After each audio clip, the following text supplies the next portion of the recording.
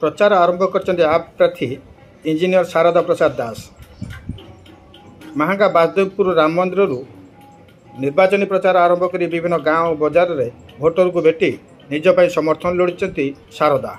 स्वास्थ्य शिक्षा और बिजुली भली मौलिक समस्यार समाधान निमंते आप गुरुत्व देव बोली श्री दास कहते।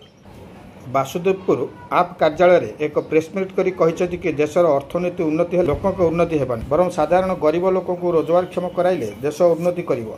तेबे यही सांबादिक सम्मेलन में महांगा आप संयोजक कलिंगभूषण स्वाई, उपसभापति हेमंत कुमार राउत प्रमुख उपस्थित रही।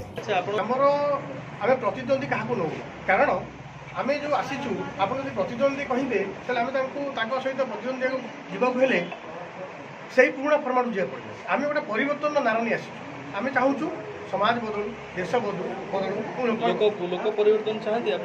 आम जी 3 वर्ष बुलिकी देखिलु सारा राज्य भी आम बुलूँ आम जो सभा करूँ देखुँ लोक मैंने प्रकृत परिवर्तन चाहते।